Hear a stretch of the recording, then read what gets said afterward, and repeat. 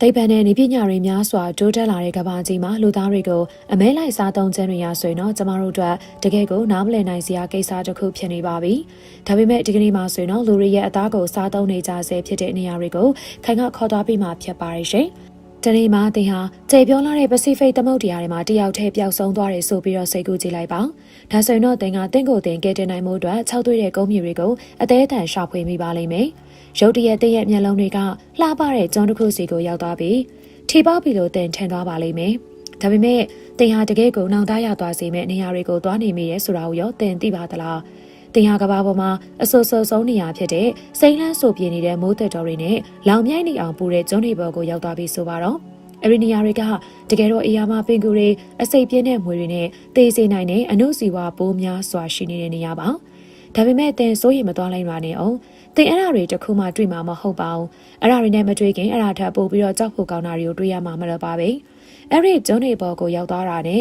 ပတ်ဝန်းကျင်ကနေအော်တန်တွေထွက်ပေါ်လာတာတွေကိုသင်ကြားပါလိမ့်မယ်ရုတ်တရက်အလံတွေကင်ထားတဲ့ကိုလုံးတိလူအုပ်ကြီးပေါ်လာပြီးတော့သင်ကိုသေဖို့အတွက်ထိုက်တန်တဲ့နှဆိုးသို့မဟုတ်တရေတကောင်လိုမျိုးကြည့်ကြပါလိမ့်မယ်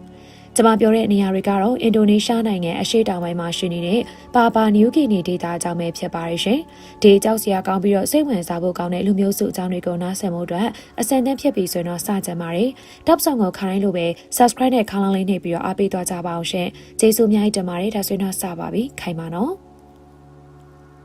ကီရိုဝါအီလူမျိုးစု1980ပြည့်နှစ်အစောပိုင်းကာလတွေမှာဒီလူမျိုးစုတွေ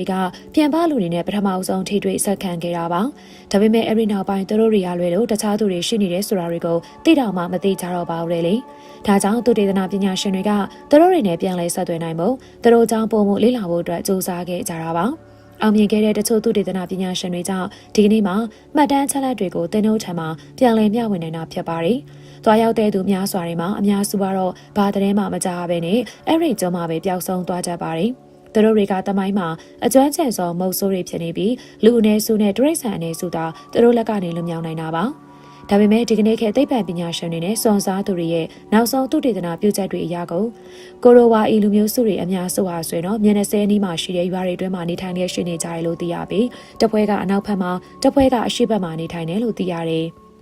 အဲ့ဒီနေရာဆိုရင်တော့သူတို့ရဲ့ဘဝတွေကရုပ်ရှင်ပါတယ်။အရာအလုံးကိုသူတို့ဘာသာသူတို့ပဲဖူလို့အောင်ရှာဖွေကြပြီးအရေးအကြီးဆုံးအချက်ဖြစ်တဲ့လူသားစားတဲ့ဓလေ့လည်းမရှိကြတော့ပါပဲနဲ့စပါးတကြားကော်ဖီနဲ့တခြားဆေးပန်းဝင်အပင်တွေကဲ့သို့သောအခြေခံအစားအစာရင်းမြစ်တွေကိုရရှိနေပြီဖြစ်ပါတယ်။ဒါပေမဲ့ဘိုးဘွားတွေရဲ့ယုံကြည်ချက်နဲ့ရိုးရာဓလေ့တွေကိုဆက်လက်ထိန်းသိမ်းပြီးတော့လူသားစားနေစေဖြစ်တဲ့လူနေငယ်ဆက်လက်ပြီးတော့ရှင်နေသေးကသူတို့အတွက်ကတော့လူသားစားခြင်းဟာပုံမှန်အရာတစ်ခုသာဖြစ်နေပါတယ်။တစုံတစ်ယောက်ကသူတို့ကိုမြင်ချင်နေဆိုရင်တော့တော်ထဲမှာရက်တော်ကြာခြေချိန်ခရီးထွက်ရပြီးကျေပြောလာတဲ့တော်ကြီးအတွင်းကကိုရိုဝါအီလူမျိုးတွေနေထိုင်လေးရှိနေတဲ့တပ်ပင်အိမ်တွေကိုရှာဖွေရမှာပါဒီနေ့မှာအဲ့လိုမျိုးတေချာနေထိုင်တတ်တဲ့ကိုရိုဝါအီလူမျိုးစုတွေအကြောင်းတွေကိုပြောပြပေးသွားမှာဖြစ်ပါတယ်။ဘာကြောင့်လဲဆိုတော့သူတို့ရဲ့ယုံကြည်မှုတွေနဲ့ဒလိထုံတန်းတွေကအ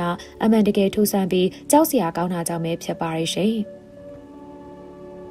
အကြမ်းမြင်ပြောရမယ်ဆိုရင်တော့အခုလက်ရှိကိုရိုဝါအီလူမျိုးစုပေါင်း4000ကျော်ကဆက်လက်ပြီးတော့ရှိနေသေးတာတစ်ဖက်မှာဆိုရင်လေသူတို့ရဲ့တေဆုံနှုန်းတွေကအလွန်ကုန်မြင့်မားလျက်ရှိနေပြီးတက်လက်ပိုင်းရွယ်မှာတေဆုံကြတာများပါတယ်။ကိုရိုဝါအီလူမျိုးတွေမှာဆိုရင်တော့ဒေါ်ရင်ကူဆက်ယောဂါတွေနဲ့စစ်ပွဲတရားတွေကိုကုသနိုင်မဲ့ဆေးဝါးတွေမရှိကြပဲမကြာခဏဆိုသလိုမျိုးနွယ်စုတွင်ပဋိပက္ခတွေဖြစ်ပေါ်လျက်ရှိတာပါ။များသောအားဖြင့်ငှက်ဖျားယောဂါ TB စင်ချရောက်ယောဂါနဲ့သွေးအားနဲ့ယောဂါတွေကိုခံစားရရှိတာပါအဆိုးဆုံးကတော့ကာကူဝါတွေကိုတက်ဖြတ်စားတောက်ကြတာဖြစ်ပါတယ်မျိုးနွယ်စုတွေရဲ့မော်စရာကကုသလို့မရတဲ့ယောဂါရှိနေတဲ့သူတွေကိုကာကူဝါလို့ခေါ်တာဖြစ်ပါတယ်ဒါပေမဲ့ဒီလူတွေဖျားနာနေရတဲ့အဓိကအကြောင်းရင်းတွေကတော့အလွန်ကြုံသွေးအားနည်းချက်တွေကြောင့်ဖြစ်နေပြီးတအားကိုသွေးအားနေတဲ့သူတွေမှာဆိုရင်တော့အသားရည်အယောင်နဲ့ပုံမှန်သွေးမြင်တွေပါပြောင်းလဲသွားနိုင်ပါတယ်ဒါပေမဲ့ဒီမျိုးနွယ်စုဝင်တွေကဒီလူဟာအနက်ရောင်မော်နဲ့ပြူစားခံလိုက်ရတာကြောင့်တပ်ပြရမယ်ဆိုပြီးတော့ယုံကြည်ထားကြတာပါကိုပိုင်မိသားစုသို့မဟုတ်ဆွေမျိုးတွေဖြစ်နေတဲ့ဆိုရင်တော့နောက်ဆုံးမှာနှလုံးကိုမြားနဲ့ထိုးပြီးတော့တပ်ပြရပါတယ်ကာကူပါယောဂမဖြစ်တဲ့သူတွေတော့စားသုံးလို့မရှိကြပါဘူးရှင်သူတို့ရဲ့အိမ်တွေကိုလည်းတောရဲကပစ္စည်းတွေကိုသာသုံးပြီးတော့ဆောက်လုပ်လေးရှိကြတာပါတူတွေတန်နေလိုမျိုးအိမ်ဆောက်ပစ္စည်းအကူတွေမပါဘဲနဲ့ဆောက်လုပ်ထားတဲ့တစ်ပင်အိမ်တွေဟာပုံမှန်အားဖြင့်3နှစ်အထိကြာရှည်နိုင်ပြီးတဘာဝဘေးအန္တရာယ်တွေနဲ့မတွေ့ရဘူးဆိုရင်ဒီထက်ပိုပြီးတော့ကြာရှည်နိုင်ပါတယ်ရှင် အိမ်တွေကိုအမြင့်ပေ130လောက်မှဆောက်လုပ်ထားပြီးနယူးယောက်ကအောက်ခံခုံမပါဘဲနဲ့152ပေမှာရပ်နေနိုင်တဲ့လွတ်လပ်ရေးရုပ်ထုချင်းနဲ့နှိုင်းယှဉ်ကြည့်နိုင်ပါတယ်။သူတို့တွေဘာကြောင့်မြေပြင်အထက်တအားကုန်မြင့်တဲ့နေရာမှာနေထိုင်ကြရလဲဆိုတဲ့အကြောင်းပြချက်များစွာရှိနေပါတယ်။ဥပမာအဖြစ်အဲ့လိုတောထဲမှာအစိပ်ပြင်းတဲ့အင်းဆက်တွေမွေတွေနေထိုင်တာကြောင့်ပါ